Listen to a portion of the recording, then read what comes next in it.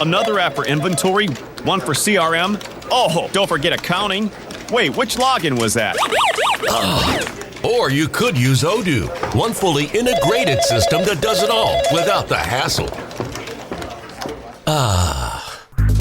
Ditch the app overload. Get everything your business needs on one platform. Try Odoo free today at odoo.com. That's ODOO.com.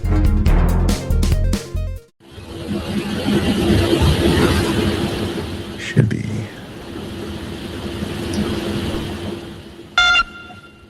Thank you for tuning in. It's time for another amazing guest show on Eternal Affairs Truth Radio. Please consider supporting our work at our website, eternalaffairsmedia.com. Sit back and relax and enjoy the show. Please subscribe and keep coming back. You're going to know God did it. Hello, everyone. This is Zach with EA Truth Radio, brought to you by eternalaffairsmedia.com, online for 16 years, faithfully publishing the truth, powered by the truth since 2010. Our guest today is Chevron. And how do you say your last name? Siobhan O'Shaughnessy. Siobhan O'Shaughnessy. Okay. That's a mouthful. More than I know. So, Siobhan O'Shaughnessy. She is with us this evening, and we're going to talk about everything she does. She's got so much cool stuff. But I would like to introduce her to our audience and thank her for being with us this evening. And before we begin, can I say a prayer? Yes. Absolutely. All right. Dear Heavenly Father, thank you so much for tonight's show. Thank you for bringing us together and letting us get your word out there. Thank you for covering us and protecting us and loving us. Let us have a fun show. Let us have an exciting show, and let's get it on the road. Well, I'm super excited to start this show. Please hit the subscribe, like, and share buttons everywhere. Support us and our guests with the links below in the description. All right. Again, this is Zach, and this is Siobhan. Siobhan, yes. Siobhan, excellent. So, where are you calling us from? What brings you to our awesome little niche of the internet? Well, I'm usually in Los Angeles, but today I am with my mother, and she lives in Orange County. So I'm down in Orange County. Okay. So I'm taking care of my mother this week. Oh, usually God. she's my sister, so I'm having the wonderful time of being with my mother. She's 85 years old, and she's just a wonderful individual. So it's been having fun. I got to spend Mother's Day with her and this whole week. That's awesome. Yeah. I lost my mom back in September. She made it to 92. Wow. Yeah, she was a rock star, little crazy Italian lady up in Jersey, and she was just on fire for the Lord. And she just when she was ready to go, though, I told her, she called me and said, "You need to come up here. You need to come see your sister. I'm going." I said, "Where are you going?" Yeah. She's like, "Well, God gave me a vision, and I'm going to be with your dad." I was like, What are you talking about? And almost a week to the day, gone. Wow. Yeah. Wow. She was very, very, very in tune with God. And it was, I mean, she had gone through some stuff and she had things happen, but all of a sudden she was just like, "I'm done." She started she lived in Pennsylvania in a retirement place, and she lived on the independent side, and she stopped remember where her place was. They'd find her roaming around. She got her car taken away and all that stuff. And I was just like, "Are you good, Mom?" She's like, "They're going to put me in the next level."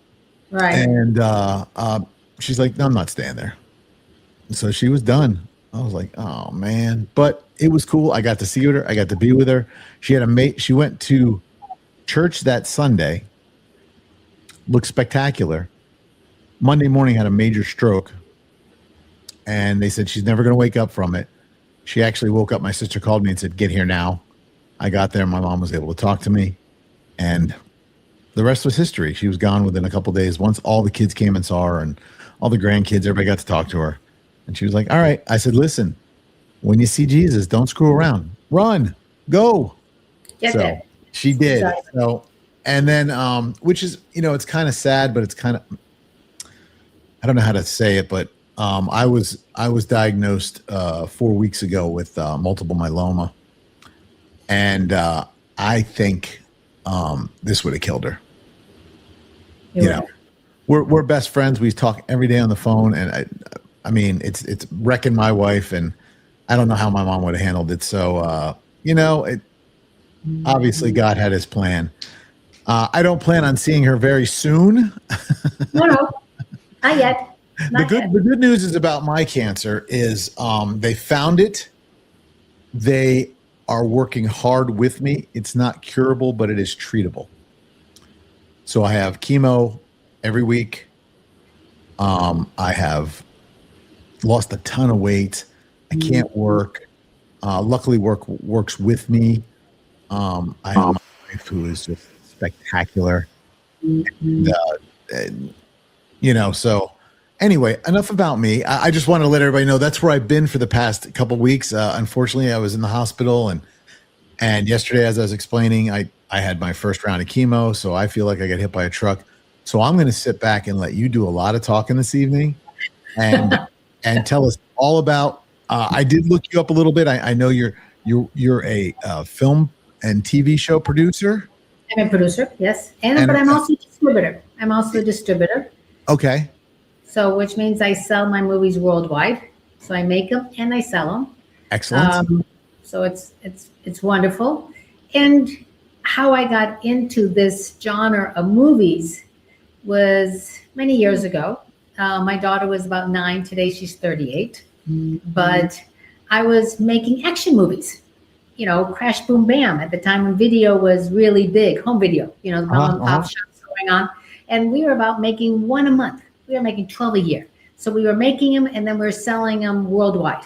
And we used to even go to the markets and put on the door, sold out. So we were busy. We were busy. And my daughter came to me, and she said that she wanted to watch the movie Child's Play. Ooh. Yes. And I said, no, you can't watch it. But again, I was busy. So I was traveling. She went and saw the movie with a friend. And when I came back, she said, Mom, I saw the movie. And I said, honey, you should have seen it. I told you not to. But she said, I'm really, really scared. Zach, I dismissed it. I said, an hour and a half, what could it have really done? I said, honey, you'll be okay. Don't worry about it. And I got to being busy again. 2 months later, I went to her school. You know how you walk in? I was looking at all the pictures on the left, and they all looked nice. And I saw the ones in the front. And then I got to the right of the class, and I saw my daughters. And hers were all red and black. And I'm telling the teacher, what's going on? She never had these type of pictures. And she said, your daughter has anxiety. Your daughter was so scared with that movie. And I go, you mean that Child's Play? That it was only an hour and a half. And she goes, yes, it has stayed with her. And I was like, if I have the power now, and I'm selling worldwide and I'm doing all this, I would want to make movies that families can watch together.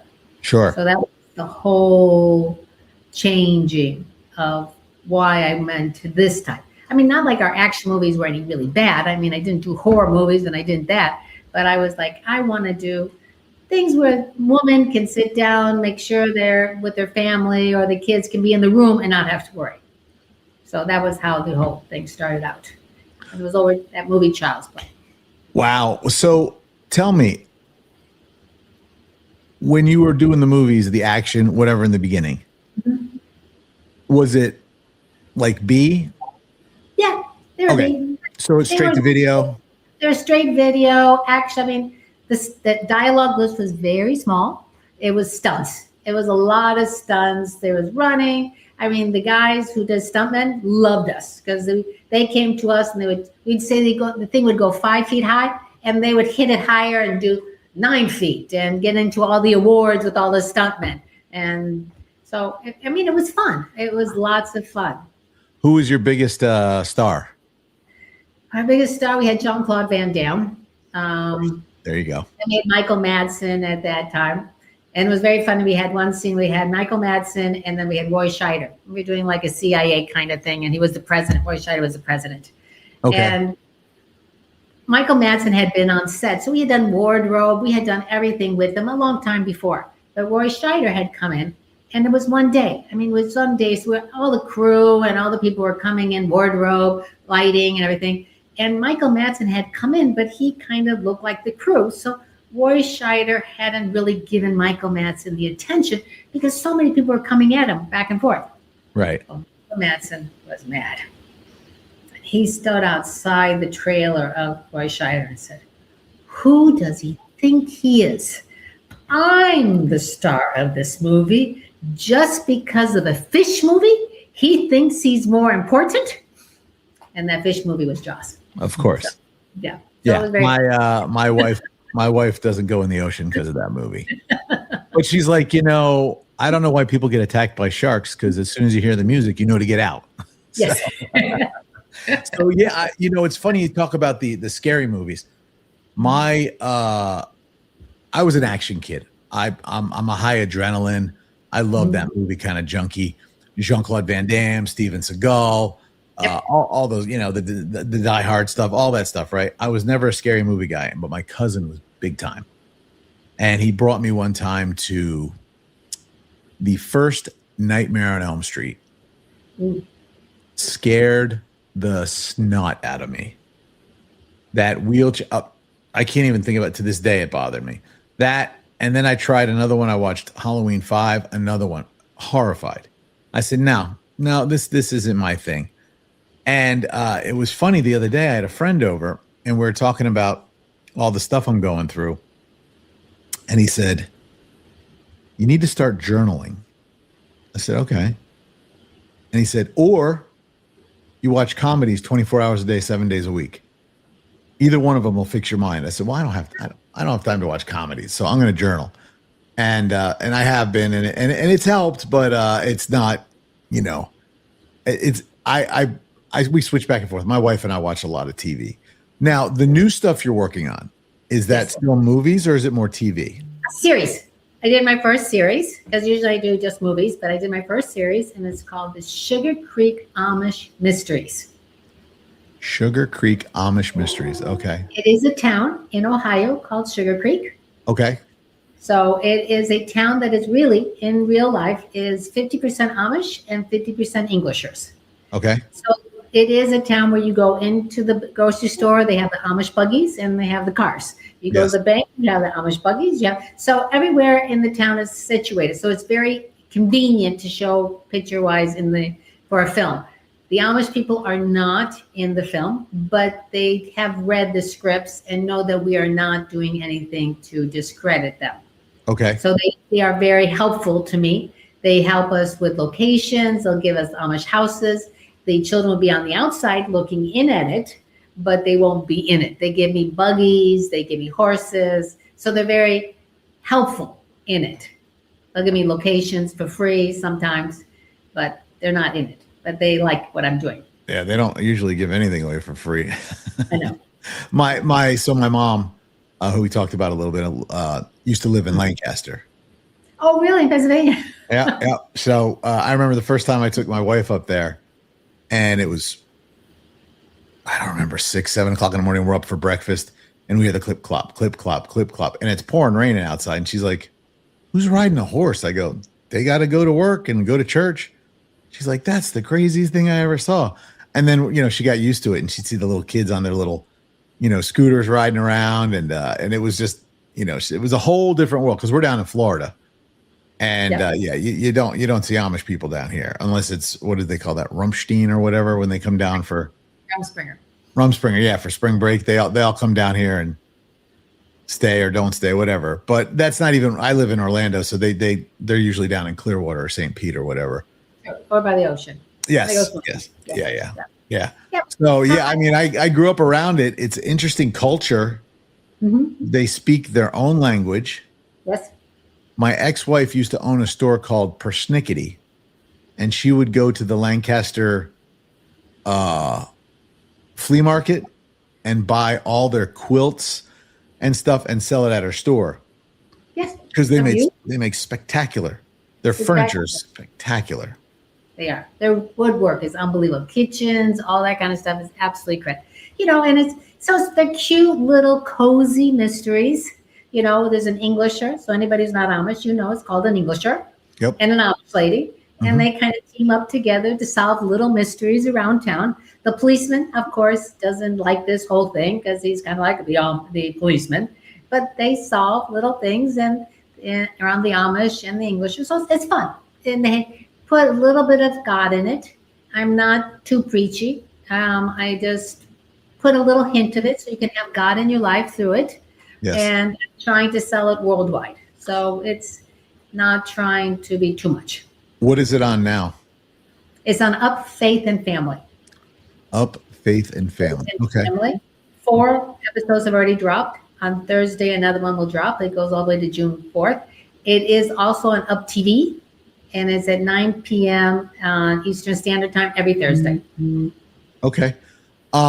When you do the show, do you have to stay on location with them and, you know, get it all set and Well, we're starting season 2. They're Yes. starting May 31st, and yes, I will be down there the whole time. Okay. Do you Yes. do you write everything? Are you just the producer? I'm just the producer. We buy the books because they're guidepost books. There's 35 in the season of these books, the Sugar Creek Amish Mysteries, and we use those as our guide for it. And Guidepost sends a newsletter out to 8 million people monthly. And the books are very religious. So if you want to have a very religious, the books are very religious. My series is not. You back off a little bit. Yes. Have you heard of the movie guy? His name is Rick Schwartzwalder. No. He did a movie called Old Fashioned. Oh, yes. I know that one. Yes. Yeah. That was done in Kentucky, wasn't it? I'm sorry? Was that in Ohio or was that in Kentucky? Ohio. Oh, yes. Yes. Yeah. Yeah. So my wife became very good friends with him. She's a school teacher, and we've become good friends with him. And he's come out and he speaks to the students. And we went on opening night to see the movie. And what a great guy! He's the one. He actually is the star, the producer, the writer, everything. Yes. He does everything in it. And it was a cute movie. It went up against the Gray, whatever that women's book was that came out on Valentine's Day a couple of years ago, The Gray, whatever. Yeah. And I mean, Shades of Gray. Yeah. So it got crushed, but it's still we have it, and we've done a lot of stuff with it. He's supposed to be on my show too. He's very nice. I met yes. him. Yes, he got married. He lives down in Lakeland. He's not too far from us. Oh, very cool. Yeah, so we talk to him more on social media than anything else. So what do you, when you're doing your movies, your shows, whatever, where do you find your inspiration? Well, again, I'm an independent. I'm not Universal or Disney. So I really try to find something that I can coattail. So being the fact that Guidepost has a newsletter out to 8 million people monthly makes it an easier thing that I know there's a following already. I mean, even if you look at the religious ones, they're doing David, they're doing the ones from the Bible, which is the same thing. They're kind of coattailing from the Bible. Sure. And in the studios, Marvel, they're doing Spider-Man, all these things that have already a following. So I'm trying to find books that already have some kind of a following that are in my wheelhouse of things that we can do. So that's the kind of things I'm looking for. Excellent. And how long does it take you to make a show? 2 months for 8 hours. That's just one show. That's one series, 8 hours. Yes. Oh, one series. Okay. Yeah. Because the show's an hour long. So 8 of them. Okay. 8 of them. I mean, that's just photography. Then it will take another 3 to 4 months to finish the editing on it all. Okay. And who gets to pick the actors and how they dress and all that stuff? Is that part of you, or are you just Well, the director and I will decide on. She sends me people that she already chose. I mean, the director is incredible with the casting, and Sandra Martin's the director. And then she'll send me somebody, and I'll just usually say yes. But there's hardly a time where I disagree with her. But at the end, I had the final say. And wardrobe, I'm very picky on wardrobe because if it's a female series, the one thing female look for is wardrobe, good-looking people, and they have to be also the set design. So you have to make things look pretty right from the beginning. Right. So is there any shows that you're watching now that you're like, they did that completely wrong, or I totally love how they did that? Well, I did watch Gilded, and I thought it looked Gilded Age. I thought the settings and the wardrobe were incredible. Yeah. We watched the other night, and I was talking about it. You ever watch the show Ghost? No, I haven't seen it. Yeah, it's a lady who owns a bed and breakfast who falls, bangs her head, and now she can see ghosts. Oh, really? And yeah, and it's really a cute show, but I feel sometimes they're pushing it, like they're trying too hard. And then we watch another show I watch. It's called 911, and this last season was absolutely ridiculous. I'm like, this is not how it works. I'm like, they went to space. I was like, stop it. You know, you guys are cops and firefighters. What the heck are you doing to the moon? It was ridiculous. Yeah. But you know, so but I don't get the big bucks to critique stuff, you know. What the writers didn't know where to go, and then they decided to go to the moon. That must be it. Right. And it seemed to be the big topic now with you know, is the Earth flat? Are they actually trajectorying into space? Are they doing all that? Whatever. I don't know what they were going for, but I watched it, and the whole time I'm like, this is ridiculous. Now there's other shows we watch, like The Rookie. Love it. Love it. That's on Our Faith and Family too. That one's on Our Faith and Family. I love that one. Yeah, we do too. So where are you from? I hear a little bit of an accent. Would you believe it? I was born in Kissimmee, Florida. Oh, Cowtown. Yes. My wife. Main Street, West Main Street, before Disney ever showed up. Yes. My wife actually used to teach down in Kissimmee, down in Ponciana. Mm-hmm. And I used to laugh because they would have a weekend off for rodeo days. And I'm like, yes, they did. Rodeo days. I'm from Jersey. We don't have rodeo days. What the heck is that? But it's a big thing down there. And I guess all the schools are off. It's the Osceola County, like, state fair. And did you go to, which high school did you go to? High school, I went to Orlando. We moved then to Orlando because we traveled as a child. I lived in Minneapolis, then I went to Arizona, then I went to London, then I lived in Bogota, Colombia, and I came back for high school. I went to Boone High School in Orlando. I know Boone. Yeah, and then I went to Rome, Italy, and I went to the American University in Rome. Now, how did that happen? My grandmother was part of Loyola University, Loyola University, and they had a Rome Center abroad, and I just stayed there. And then from there, Loyola could go. I went to the American University afterwards, and I could get my degree. So I loved Rome, and I stayed there for 5 years. Is Rome's not the one on water? That's Rome is the one where it's all the old stuff from back in, Jesus' day and all that. Yeah. Okay. All right. Yeah. I know one of the places my wife wants to go is Greece. Oh, that's beautiful. She teaches. She's an English teacher, and one of her favorite things is Greek mythology. Beautiful. So we watch a lot of shows on that. What's the new TV show we've been watching? With all the demigods and Poseidon. Oh, the kids, yeah. My daughter likes that one too. Yeah, the lightning thief or whatever. Yeah. Not Poseidon. It's Prometheus. Is that it called? Prometheus series? I'd have to. I don't know. Yeah. But she said the books are much better. The TV show's not so good. Okay, I can believe that. I don't know. Do you find inspiration for your stuff from more books or from life experiences or Books. books? Okay. So you're a big reader. Big reader on things that, yeah, it has to have a following already beforehand. I don't want to create something new. What is your favorite topic? Romances, little mysteries, cozy mysteries. Yeah. And who's your favorite writer? Well, that's a hard one. Because in all the books that we're doing right now, there's so many different writers on it. Serena Miller was very good. She did a couple of Love Finds You, and we did Love Finds You and Sugar Creek. She's a fantastic writer. She's doing her own. So I would say Serena Miller. Yeah. Okay.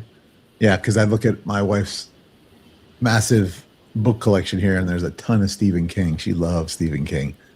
Seriously, Stephen King's scary. I know. She's a little different like that. She likes that stuff. I read a bunch of his stuff. His books didn't scare me. His movies, I think when you actually visualize, you see it, that's when it messes with you. Whereas in the books, you have to use your imagination, so I can tone it down, I guess, maybe. I don't know. He did one about a little boy who met in a Nazi guy, and he wanted to hear the stories of how the Nazis did it, and that was the exchange. So he wouldn't tell that he was a Nazi, and he became just like the guy, the killer. So I was like, ugh. Yeah, I like to read. I read when I was younger. The problem is I fall asleep. I start reading and I'm out. So unfortunately, I'll read something and then I'll watch it and I'm like, this isn't how it went. What's going on? So now I'm just like, I'll just watch it and go from there. When you're building the show, Mm-hmm. what draws you to the main character or the what's the word I'm looking for? The storyline that makes you want to I gotta go with this one.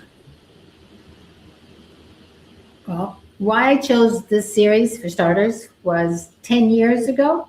Uh-huh. I had done the series Love Finds You. I don't know if you remember that ones. That was also another Guidepost series. And we had done our first movie that TV had finally picked up from us, because these television channels are not easy. You can't get in. It is so hard. And Up TV was the first one to give us our chance. And we did Love Finds You in Sugar Creek. That was my first time getting into Sugar Creek. And we did it. It was one of the books with Serena Miller, Serena's Miller book. And I remember calling, because social media was very different at that time. You did the bookstores, you did the mom and pop, the mom bloggers at that time. Right. So we called Up TV and we said, we've done so much social media. We really think we're going to do 2 million views on your channel. And the owner of the channel started laughing and they said, Siobhan, the highest movie we've had for this channel to date has been Passion of the Christ. And that has only done 700,000 views on Easter. You really think you're going to beat Jesus? I'm like, no. I didn't know what your channel was like. No, I would never say that. We aired 7 repeats. We did 4.7 million views. I guess you beat Jesus. I did beat Jesus. And then they thought it was an anomaly. It was never going to happen again, because we had Kelly McGillis in it, and Kelly McGillis hadn't done an Amish movie since The Witness. So they gave me another one, and it was called Love Finds You and Charm, another Amish one. We did 4.7 million again. Holy cow. Then we did Love Finds You and Valentine, which again was not Amish. It was just a Valentine one. And we did 5 million because it was a Valentine one, and our star got to go on NBC with Hoda and that time, and we did film out 5 million. So wow. So is Up? That's a Christian channel. Up Faith and Family. It was called Gospel Music Channel. Okay, And then- GMC. Yeah, I remember GMC. that. Okay. And GMC, and then it went to Up TV. Yeah. Okay. Now it makes sense. That was a long time ago. I remember you talk about social media and all that other stuff. I remember when Amazon was just a bookstore. I do too.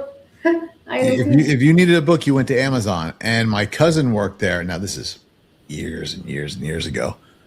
And he was an engineer, built the plants, and he said it was just nothing but boxes and boxes and boxes of books. What? So if you needed anything, you just went to Amazon for a book. Now, Everything. they just actually were at my front door dropping something off. I just saw my wife walk by. So yeah, I mean, it's ridiculous because Amazon made their niche or whatever you want to call it on books.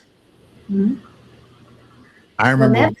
Netflix took over from Blockbuster when Blockbuster went away, and they used to send you the DVDs, and then you could just ship back. Yes, I Doesn't remember. tell- I paid.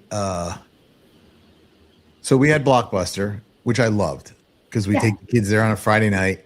You go pick out a couple movies, get some popcorn, and just go back to the house and have a blast, right? Netflix or a Blockbuster went away, and then the little red boxes popped up everywhere. Yeah.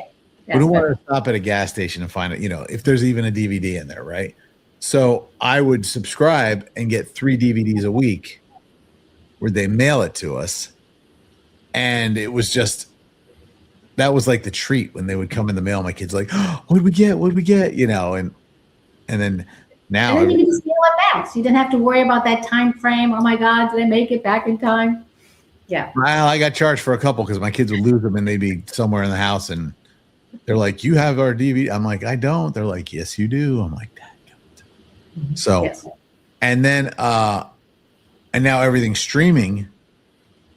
Are you guys thinking of staying on Up, or are you going to try and get on different streaming? I did not mention, we do have our own streaming platform. It's on Okay. YouTube. Okay. It is called right now ACI on the Go. We had 957,000 subscribers. We're almost at 1 million, but we are rebranding it. We are going to be calling it Lifted Stories That Inspire.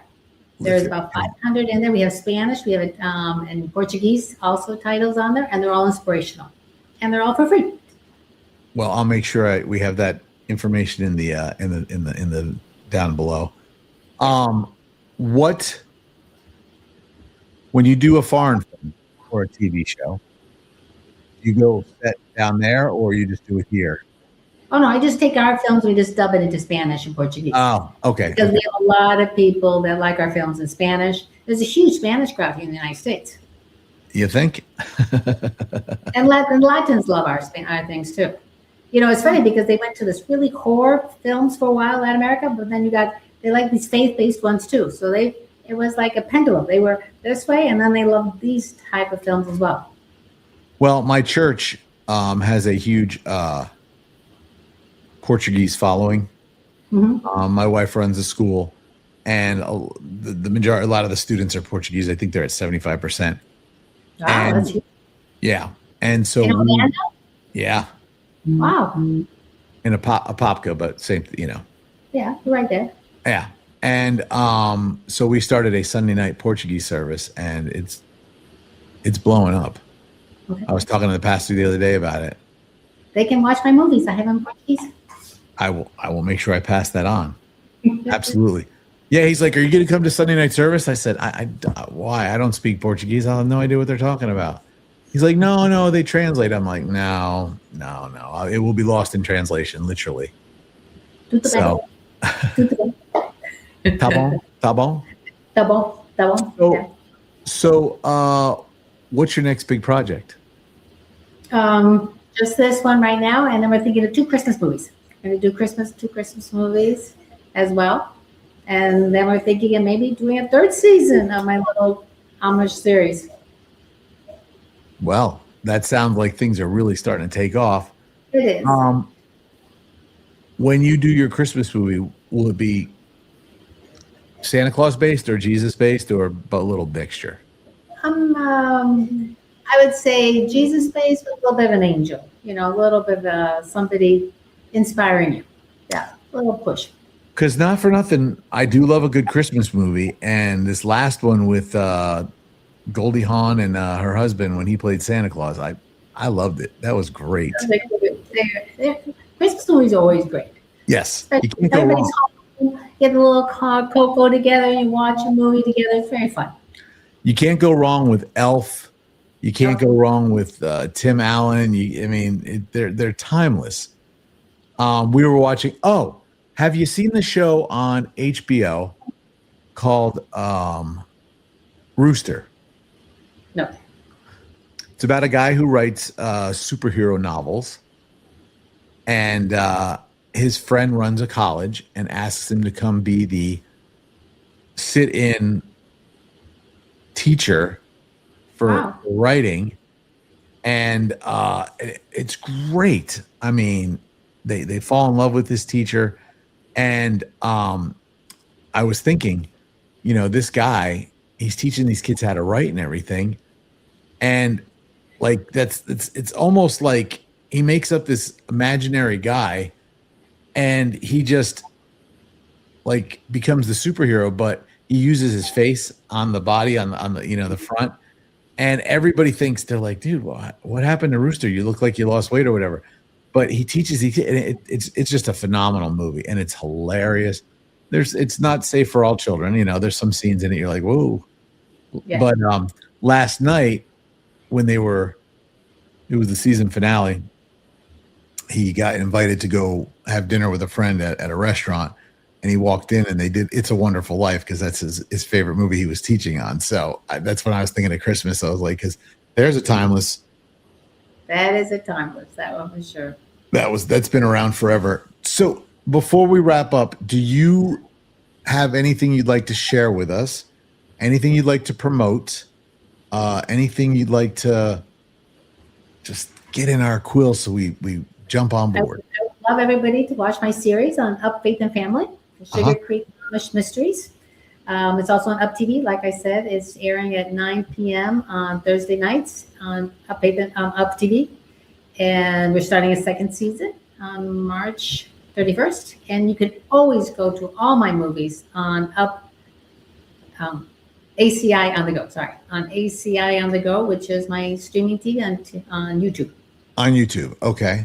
Perfect. Just go up and subscribe. We'll make sure we have everything in the details.